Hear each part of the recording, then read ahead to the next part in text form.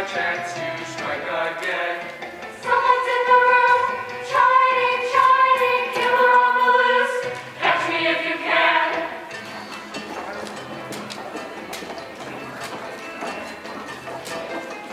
There is still a killer among us. Quietly the villain waits to pounce. Let's have no more body count. Must get out of here. There is still a killer among us, salivating at the very sight, grisly, morbid appetite, prowling, scowling somewhere near. Someone's in the room, sneering, sneering, laughing as he trembles, shake with dread. Someone's in the room, jeering, jeering. And suddenly here, everybody's dead.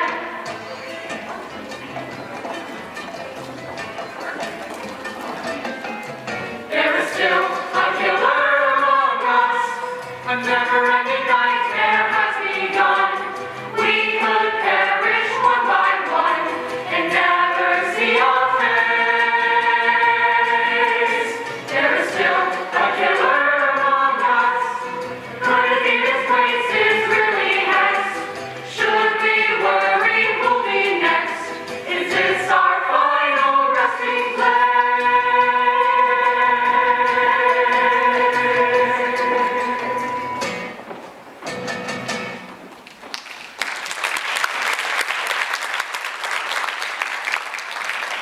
Lieutenant Morrow was winding up his interrogations. He asked me if he could collect your guard's interview sheets. Yes, sir. I'm sorry about your brother, Ellington. Thanks, dear old Dirk. At least he made the discovery of a lifetime before it was over. Minkara's tomb will last as a tribute to his work. Professor Carlton, I'm Betty Lang, a photographer with the Sentinel. Yes, I remember. You're with the young man who asked Lieutenant Morrow if he could help interview the witnesses. Yes, Russ Palmer. I was wondering if I could ask you a couple questions before the others came back. It'll be my pleasure. Great. What would you like to know, Miss Lang? Betty, please. Only if you'll call me Kirk. It's a deal. The thing is, Kirk, so far my job at the Sentinel is to take pictures that can run with Russ's stories. That was fine in the beginning. Russ is a terrific writer, even though his spelling was a lot. But I'm ready to move on. I'm ready to move on to bigger things. I was wondering if you could tell me about your relationship with your brother. The paper might run a sidebar.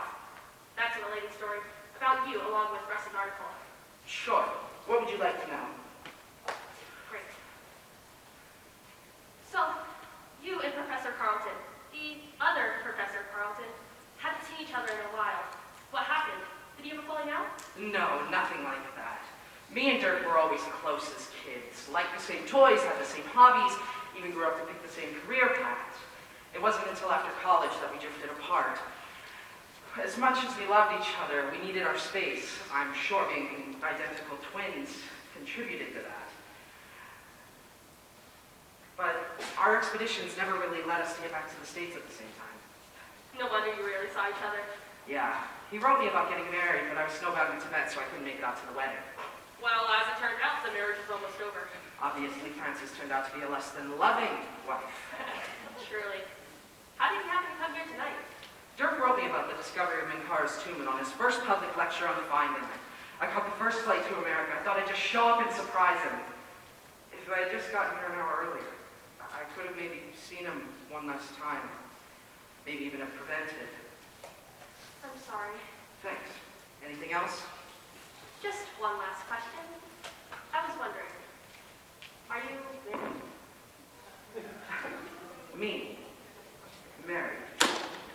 No. It's hard to settle down when you're always on the go. That's for sure. And what about you? I don't see a ring, so I assume... Single, free as a bird. Have camera, will travel. I see.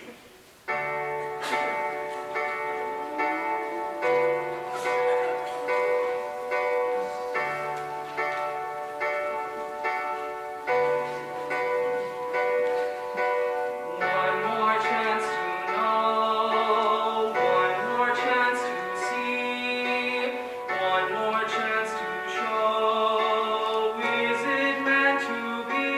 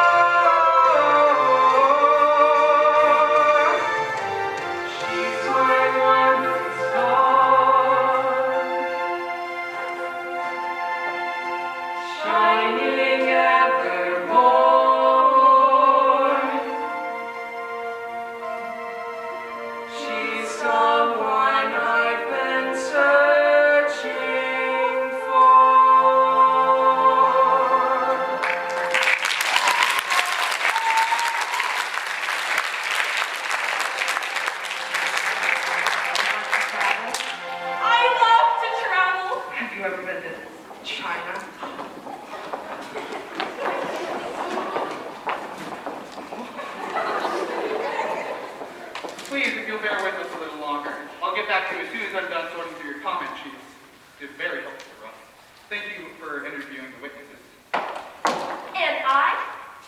Yeah, you too, Betty. We were glad to help.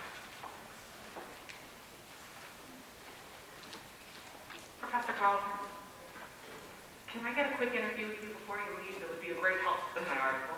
Thanks, but she already... I already interviewed Professor Carlton, Russ. I thought I could write up a little sidebar to your story. You, Betty.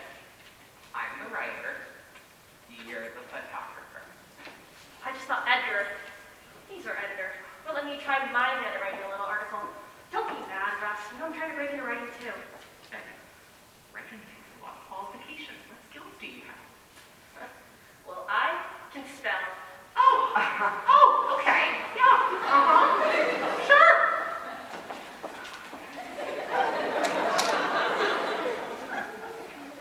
Sorry about that. I better go apologize. Joanne, I want you to know that you can count on me to return to main chorus day. It'll be hard with memories, but it'll be like a lasting memorial to what Dirk and I shared. Thank you, Lena. I know that you would appreciate that. It's the least that I can do. But as luck would have it, Dirk's brother's about to finish his job at Ensemble. He asked if he can finish the job for his brother. I agreed immediately. I see. Excuse me, I couldn't come it over here. When Dirk wrote me about the discovery of Cars 2, he told me everything he had accomplished so far and everything that he wanted to do to finish the project. With his letter as a guide, I can finish it exactly how he wished, if you don't mind. Yeah, of course. I know you'll agree, Lena, that having someone who possesses Carlton's experience would be great to have the team. I'm sure Dirk would want you to continue your work on Cars 2. Yes, yes. Now, if you'll excuse me, I need to speak to Jane about the papers or the rights to take over the expedition. Miss Newman, I hope you're not upset that Arthur Vanderveer offered me the position. I wasn't trying to intervene. Of course not. And call me Elena, if I want to work them together. I'm glad to hear you're willing to stay with Cars 2. To be honest, I need the work. I'd do it for Dirk's memory, of course, but I mean, in the field of archaeology, it's still a man's world. What do you mean? Think about it. Have you ever heard of an archaeological expedition headed by a woman? I guess not. Exactly. I have the same education, the same abilities, and the same experience as a dozen male Egyptologists aside from me.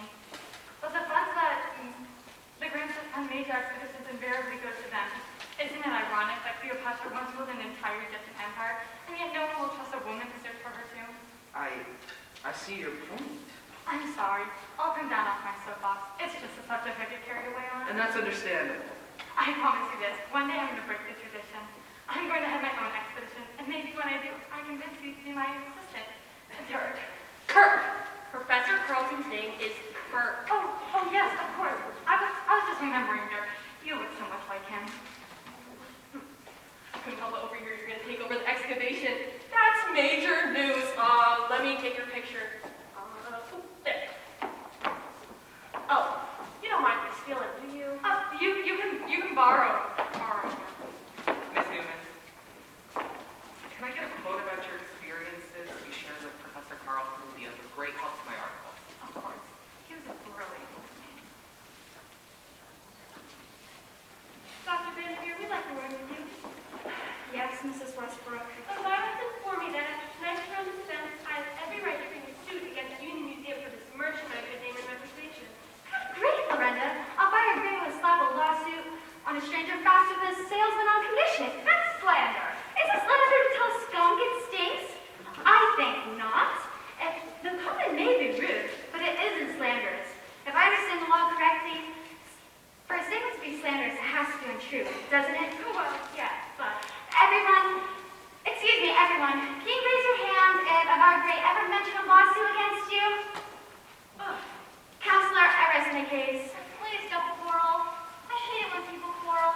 I'm sorry, Miss Price. Perhaps you should have gotten a job at the library. The Hamilton Museum was turned into a madhouse. It was fine until tonight. Oh, dear. I'll tell you one thing. After tonight, you won't have me to worry about. It'll be a cold day in your life before I give another dime to this museum. I'm sorry you feel that way, Miranda. Even after all of this, your money was well spent. You think so? So far, it's brought me terrible publicity. Got be searched by the feared people and have me cursed like a common thief. There's cause for a lawsuit there somewhere. I'll go chase an ambulance. Come, Miranda, let's discuss this further. Here comes Bravo! Couldn't help but hear your interview. If you're doing an article about her, doesn't it make sense to have a quote from his wife? Honey, you're strange. Or how about just plain strange? I swear I'm gonna kill you. It's a figure of speech. I didn't mean it like that. See what you made me do? I'm not responsible for your hot temper, Francis.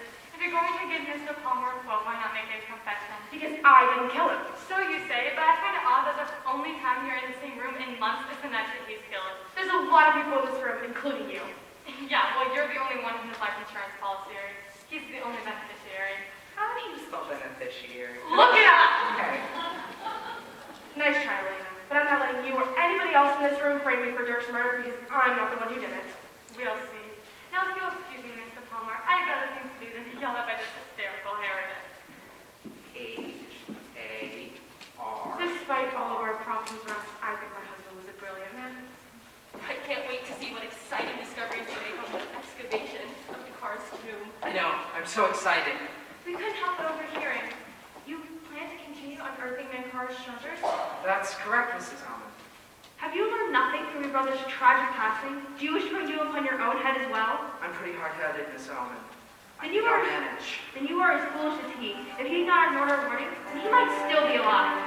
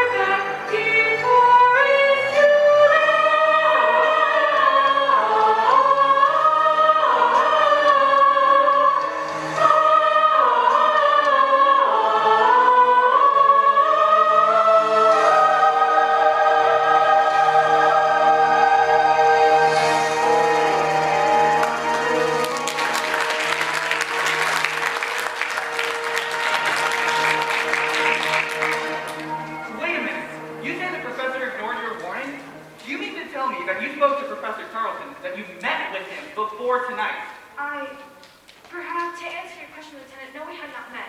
When we heard of Professor Carlton's plans to unearth Mankar's treasures, we wrote to him that it would be unwise, and perhaps unsafe. Did you sign your warning? When Professor Carlton heard your name tonight, he didn't seem to recognize them. No, we did not sign it. Interesting. And why didn't you mention that before? You did not ask. Does it even matter? It might matter. If it turns out that you were involved with Dirk Charlton's murder, your anonymous note could indicate premeditation. Oh, but as we told you before, we are innocent. And you haven't convinced me of that. And you haven't convinced many of the people in the audience as well. What do you mean? As you recall, before I took all of you into Dr. Vanderveer's office to question you, I asked the museum guards to circulate among the audience and write down whatever they had on their mind. Russ and Betty helped as well. Tony, Officer Holloway, and I have been searching through their comments. Some of the people Russ and I interviewed are sure they know who killed Professor Carlton. Quite a few seem certain they can identify the murderer as well, and that's just what I'm going to give them the opportunity to do. The members of the audience, how? I'll show you. Dr. Vanderveer, may I use your chair, please? Here you are. If you'll just stand over there, please. In fact, will all of you please move to the back? What are we gonna do now? Play party games? I'm sure, I don't know. When Officer Holloway calls your name, please come forward and sit on. When Officer Holloway calls your name, pardon me, please come forward and sit on this chair. We'll call witnesses in the audience to come onto the stage and ask questions, accusing you of cold-blooded murder. How you answer can go a long way in proving your innocence or your guilt. I can't force you to take part in this, of course. Does anyone refuse to be confronted? How can we refuse? That would make it seem like you had something to hide. Possibly. We'd like to go first, Dr. Vanderveer. We'll have to make the question periods pretty brief. I'm pretty sure we're all anxious to be going home. Dr. Vanderveer? I suppose, but I've been hearing things that I'm a liar or a murderer. Dr. Vanderveer, Emily thinks you could be the murderer. Emily, will you please come up to the stage? If you would like. Or you can just stand and ask from your seat.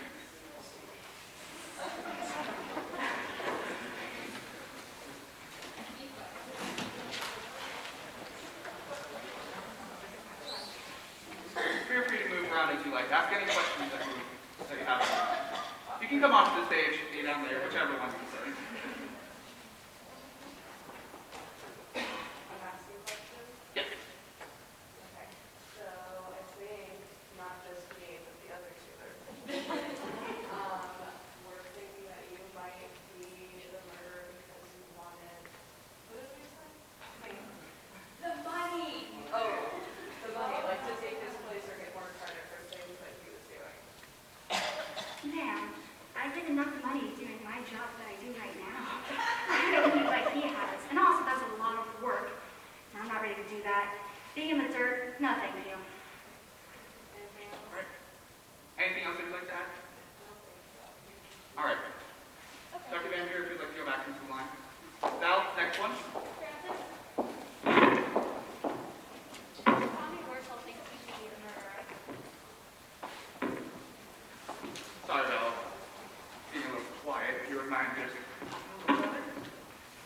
Tommy Worstel, if you would mind coming up, or if you would like to stand from there. I think she had the most benefit from his death by collecting the insurance policy. This is true, but as you know, I have my own job, so inheriting his insurance money would have nothing to do with me wanting to kill him if I had my own riches anyway. Okay. Anything else you'd like to add? No? All right, Francis, please return back. Next one. We have another one. On one. Tony. What? Tony. Leo thinks you're the murderer. What? Well, get up there. Leo? I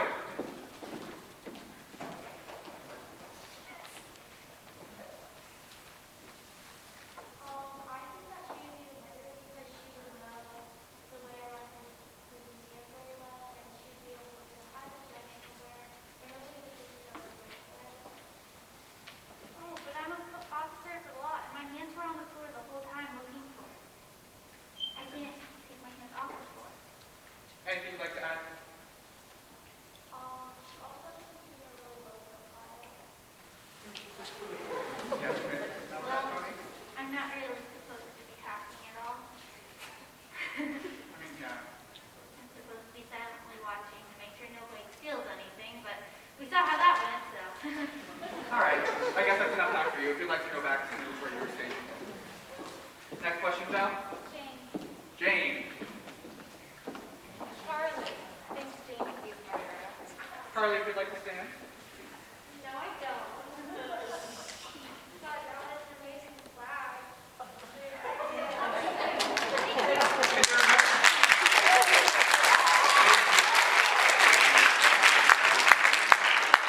Is there another Carly that could have accused her? You don't have to answer if you would like. We have more with Jane. Haley in the second row. Oh, we also have Elvira included with it. Feel free to pull the chair over if you would like. I feel like if I were to do it, that's what the law was against me, so you can do it yourself. How dare you? Keep in mind, I'm the one that's watching the live here, not you.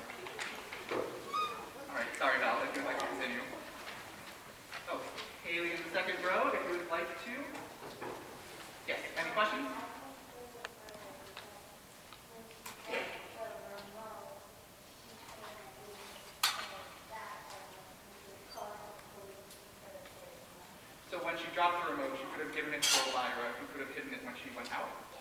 All right, what do you two have to say about that? I think that's false. The remote was there to control the projector. I don't think that's true. Do I look like I have the time or energy to do something as elaborate as that? I mean, you're a lawyer. It's your job. My job is to be an accomplice for murder. My job is to get people in trouble for doing murders and other things. Don't know enough about my job. Okay. Anything else you'd like to add?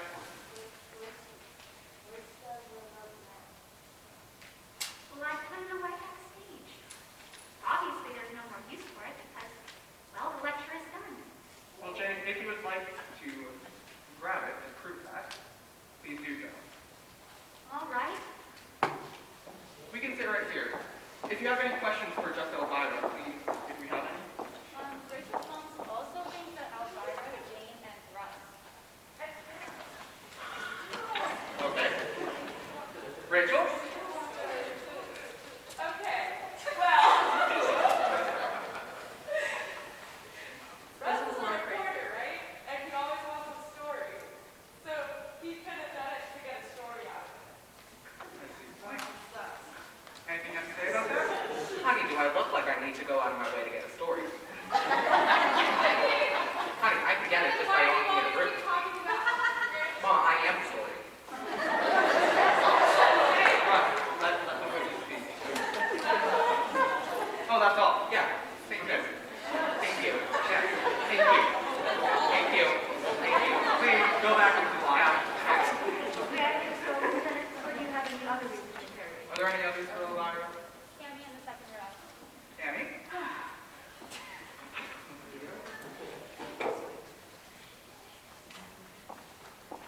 Oh, Jane. I couldn't find it. I must have misplaced it. Again. Again. Oh, Jess!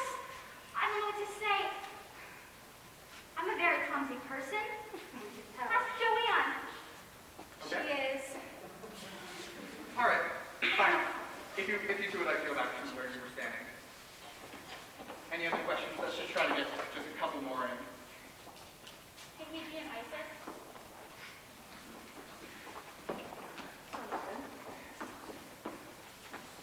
Okay. Isabella would like to accuse Teenaging Isis Almy. Let me just say. Over. What would you like to accuse him of? They said the sail from Egypt and what the gem sailed badly, so why wouldn't they just leave? Teenaging Isis, Isabella said that since that you wanted the gem so badly, you could have just taken it. What do you say about that? Our MC wouldn't want to kill somebody for it. That's kind of like what we're not supposed to do. So you wait after the lecture and then you take it back. And how would you plan on taking it back? Joanne? Joanne? But we were gonna ask Oh, for it, but yeah. now it's gone. Thought you were You know, our talking embassy's about. had it for 15 million years, and it's here for 15 seconds. And Okay. Anything else about Teenaging Isis? No. All right, please return to your seat. Let's do one last one. Oh. Wow, interesting. Rob believes that it was all a plan, just because I'm sorry, what is this?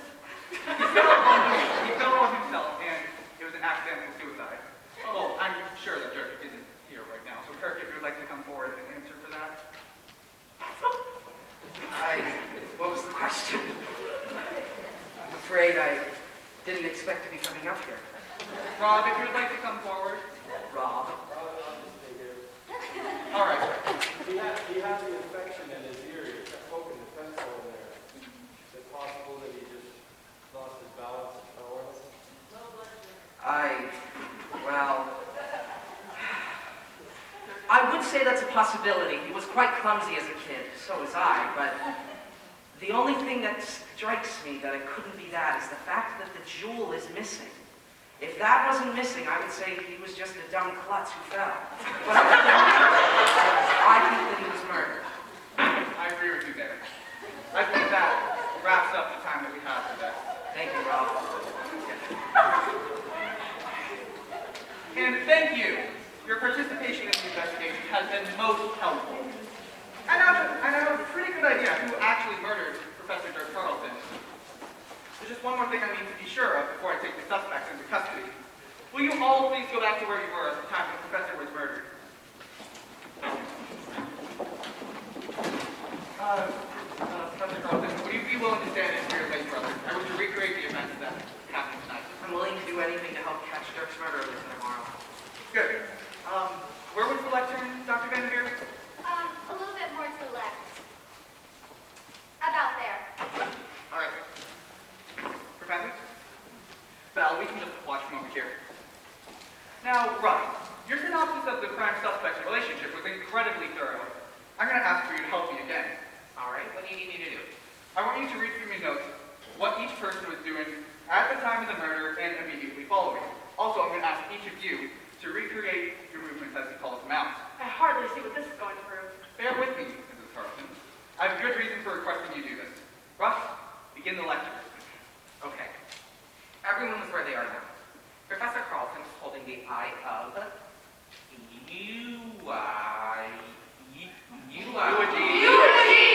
Okay, yeah, eulogy. All right. After she had thrown a couple of slides, Miss Price accidentally pushed the wrong button and broke the remote, plunging the room into darkness. It's an accident. I'm sure it was. As you found out earlier, all suspects stood up in the darkness, and one of them apparently rushed to the professor and stabbed him in the ear. When Miss Price turned on the projector again, everyone in the audience sat back down, and the professor stumbled right around here and fell. Which way? Just have you facing in this direction. A guard turned the lights back on, and Dr. Van Trier moved towards the body. She said she thought the professor was dead, and Betty and I ran onto the stage. When this happened, Dr. Van Trier came over to us and asked Betty to stop taking pictures. The publicity, you know? Oh, we know. Miss Newton got a handkerchief from her purse and began to cry when I said Professor Carlson was dead. She ran over to the body and helped him. I looked at the man. I was upset. Betty suggested someone call the police, and Miss Gray volunteered. I went to Dr. Vanderveer's office to talk to the receptionist center. The guard, Tony, came and asked about the jewel. Dr. Vanderveer shooed everyone away from the body. Tony searched it. The eye of eulogy was gone. Miss Newman said she wasn't feeling well and asked to lie down in Dr. Vanderveer's office. I told her you would want everyone to remain at the crime scene. Which is exactly right. Miss Newman pointed out that Miss Gray had left, however, Someone had to call for help. and Dr. Vanderveer posted the museum guards at the exit. Mrs. Westbrook asked everyone to look under their seats for the missing jewel. We must find that gem. Please look again. Somebody in the audience found a gun under Miss Almond's chair, and she said it was hers. Tony took it. When Miss Gray returned, she said the medical examiner was coming to remove the body. Miss Newton got hysterical again and ran back to the professor. I was very upset. Mrs. Carlson came onto the stage and told Miss Newman to take her hands off her husband's body. They fought. Give that part. Okay. Betty snapped some photos. Then Tony grabbed Mrs. Carlson while Dr. Vanderveer grabbed Miss Newman and pulled them apart. I sat back down. We heard your police siren. Dr. Vanderveer asked us to return to our seats, and Miss Newman put on some more makeup. Now, as we all can see, she clearly needed it. Basic pressing mirror to the next part.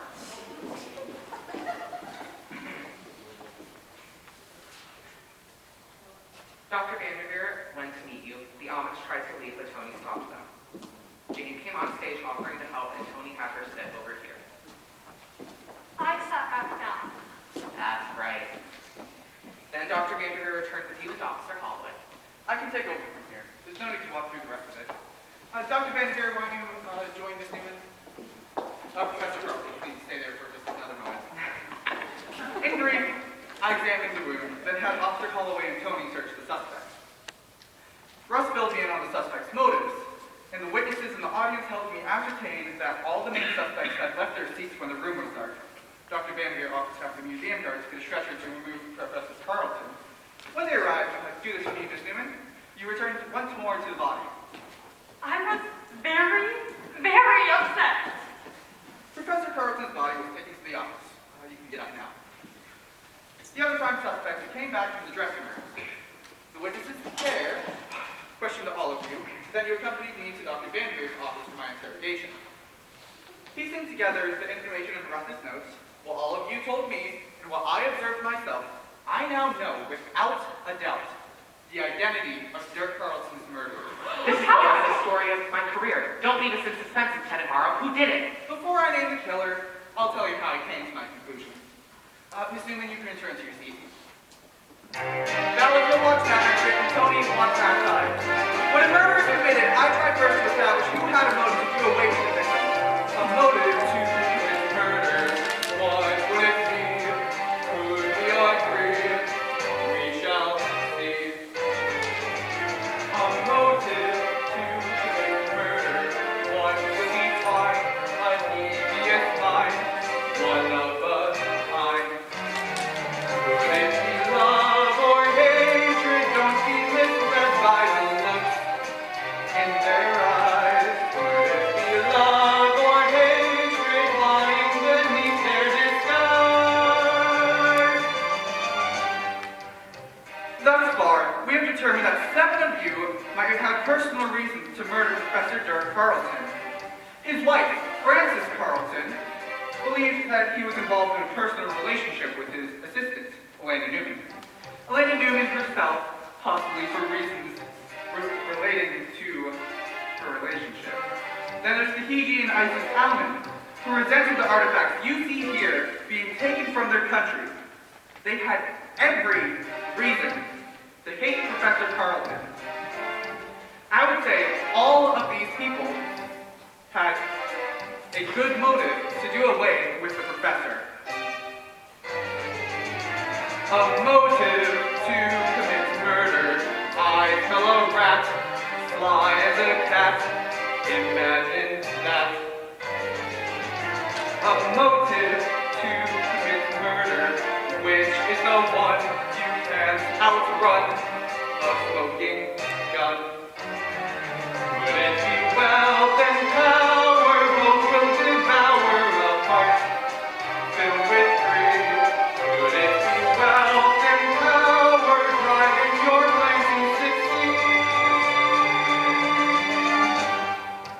Next, we have Lorenda Westbrook, who felt the discovery of Ankara's tomb was being exploited in a manner that embarrassed her.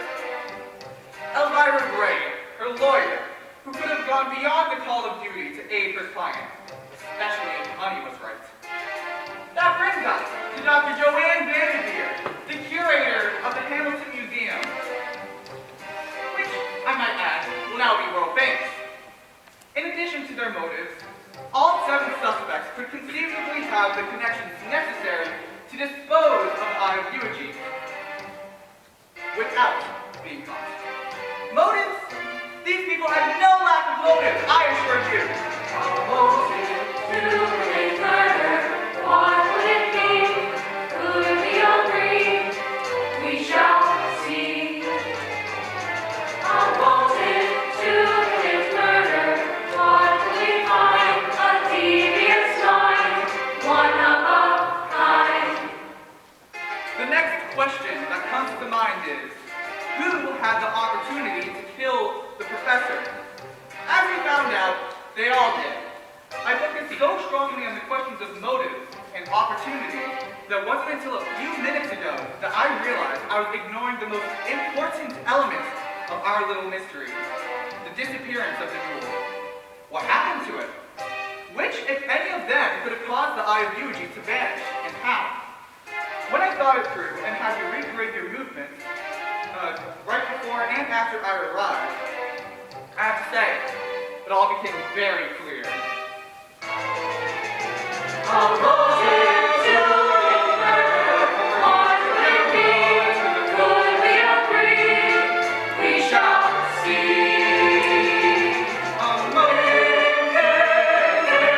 No power, no one, no motive. We shall see. A motive to commit murder. What would it be? Could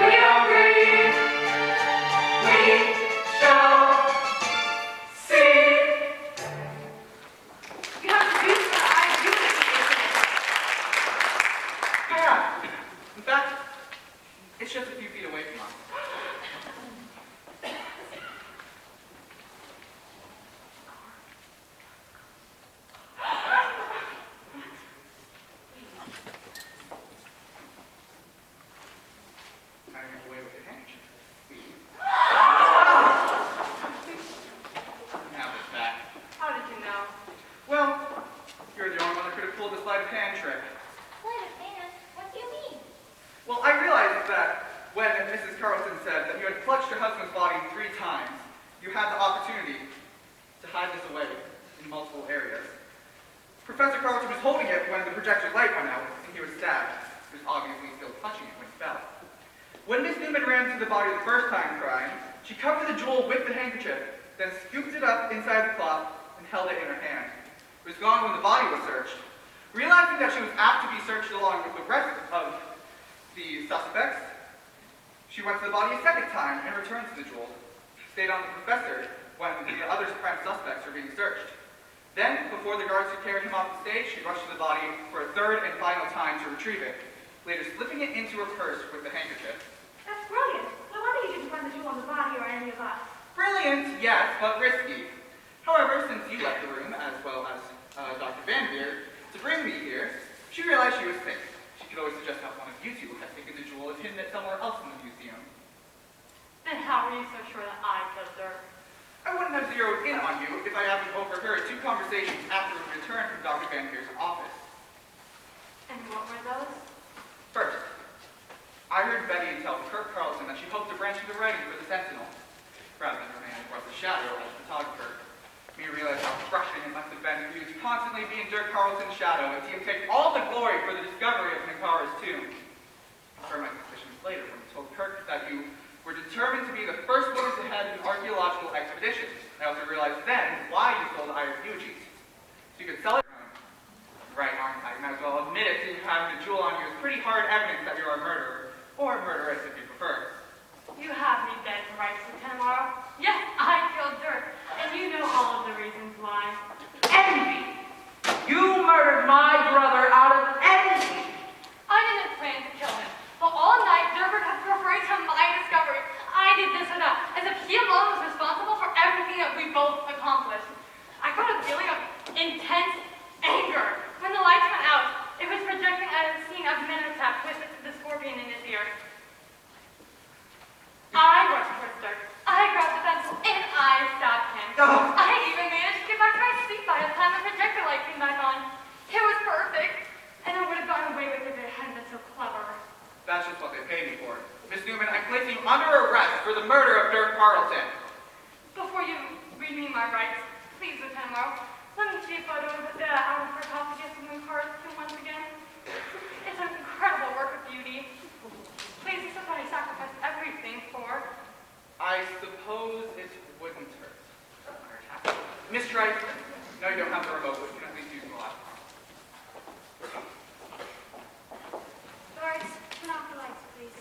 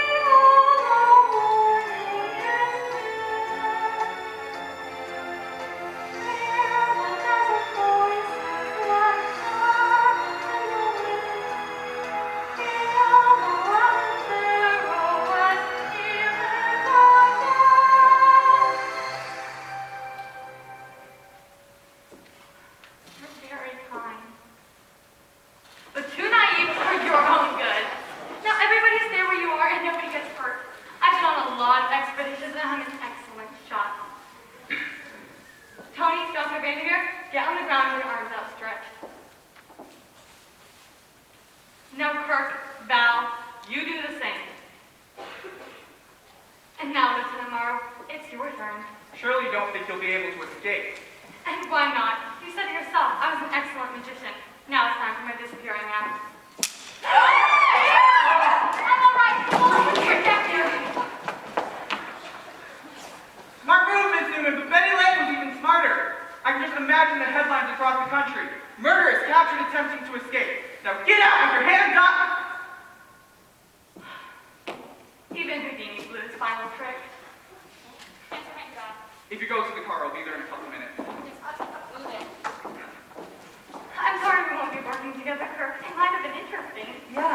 long as I didn't turn my back on you. Dr. Van Buren, I'm going to be leaving this with you for the time being. I might need it again to use as evidence in this Newman's trial. Take good care of it, Lieutenant. Tony? Thank you all for helping me come to... I swear I know proper gun etiquette. Now, thank you all for coming here to help me capture Professor Dirk Carlson's murder. I'll be using some of your comment sheets during her trial. I'll possibly call some of you in as witnesses. See you in court.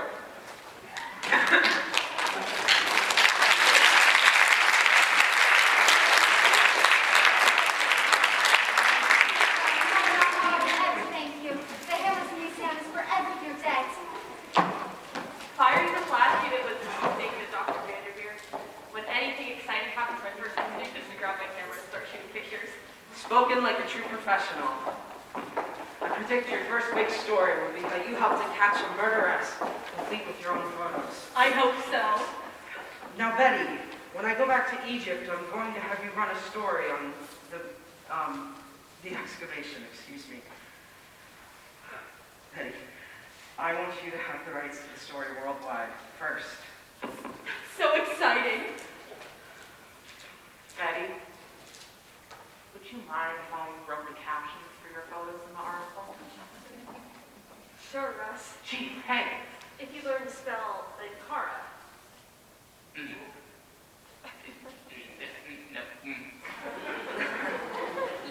Now, Betty, there is one stipulation to my promise. And what's that? In order to cover the story, you'll need to be in Egypt with me. I think that can be arranged. Hey, Alex, turn off the lights.